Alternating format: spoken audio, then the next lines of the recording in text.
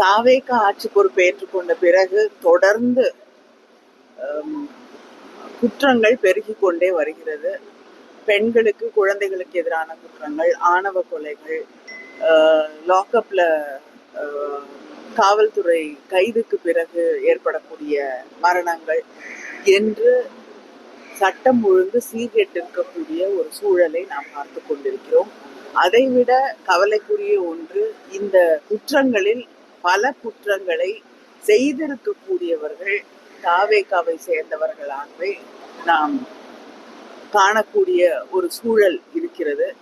சில நேரங்கள்ல அவங்க மீது நடவடிக்கை எடுக்கப்படுகிறது. பல நேரங்கள்ல அங்க இருக்கக்கூடிய நிர்வாகிகள் மீது குற்றம் சுமத்தப்படும் பொழுது, அவர்களை நோக்கி விரல்கள் சுட்டப்படும் பொழுது எந்த நடவடிக்கையும் எடுக்கப்படுவது இல்லை என்பதை நாம் பார்த்திருக்கிறோம். அதனால சட்டம் ஒழுங்கு மிகப்பெரிய ஒரு கேள்விக்குறியாக இந்த ஆட்சியிலே மாறி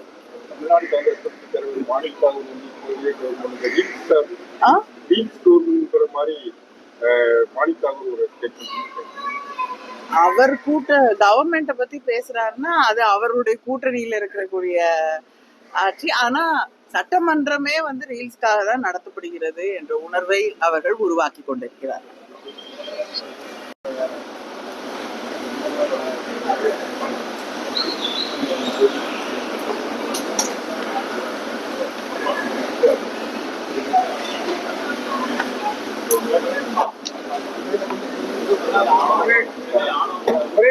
அது மட்டும்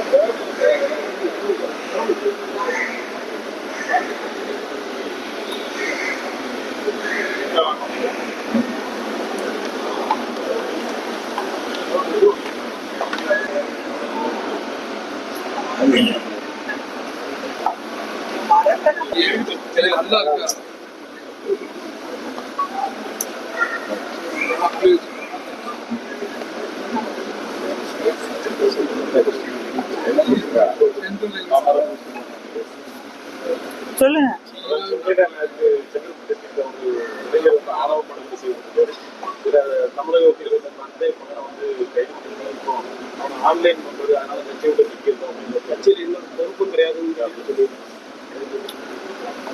தாவேக ஆட்சி பொறுப்பேற்றுக் கொண்ட பிறகு தொடர்ந்து குற்றங்கள் பெருகிக் கொண்டே வருகிறது. பெண்களுக்கு, குழந்தைகளுக்கு எதிரான குற்றங்கள், ஆணவ கொலைகள், லாக்அப்ல காவல்துறை கைதுக்கு பிறகு ஏற்படக்கூடிய மரணங்கள் என்று சட்டம் ஒழுங்கு சீர்கெட்டிருக்கக்கூடிய ஒரு சூழலை நாம் பார்த்து கொண்டிருக்கிறோம். அதைவிட கவலைக்குரிய ஒன்று, இந்த குற்றங்களில் பல குற்றங்களை செய்திருக்கக்கூடியவர்கள் தாவேகாவை சேர்ந்தவர்களாகவே நாம் காணக்கூடிய ஒரு சூழல் இருக்கிறது. சில நேரங்கள்ல அவங்க மீது நடவடிக்கை எடுக்கப்படுகிறது.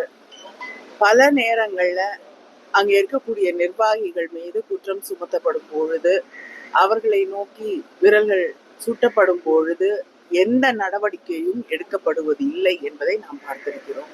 அதனால சட்டம் ஒழுங்கு மிகப்பெரிய ஒரு கேள்விக்குறியாக இந்த ஆட்சியிலே மாறி